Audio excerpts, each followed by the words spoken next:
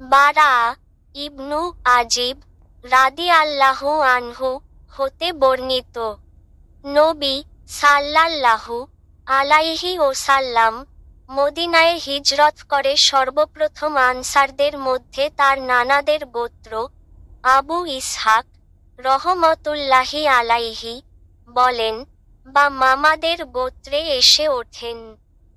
তিনি ১৬-১৭ মাস বাইতুল মাকদিসের দিকে ফিরে সালাত আদায় করেন, কিন্তু তার পছন্দ ছিল যে তার কিবলা বাইতুল্লাহর দিকে হোক, আর তিনি বাইতুল্লাহর দিকে প্রথম যে সালাত আদায় করেন তা ছিল আছরের সালাত এবং তার সঙ্গে একদল লোক সে সালাত আদায় করেন।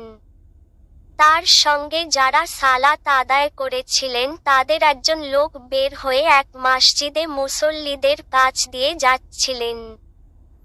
তারা তখন রুকু অবস্থায় ছিলেন।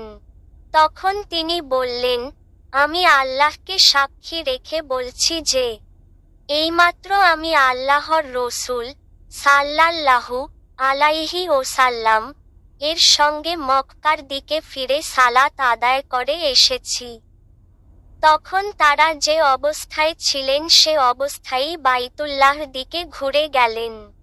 রসূল সাল্লাল্লাহু আলাইহি ওয়াসাল্লাম যখন বায়তুল মাকদিসের দিকে সালাত আদায় করতেন তখন ইয়াহুদীদের ও আহলি কিতাবদের নিকট এটা খুব ভালো লাগত, কিন্তু তিনি যখন বায়তুল্লাহর দিকে তার মুখ ফিরালেন তখন তারা এটা খুব অপছন্দ করল।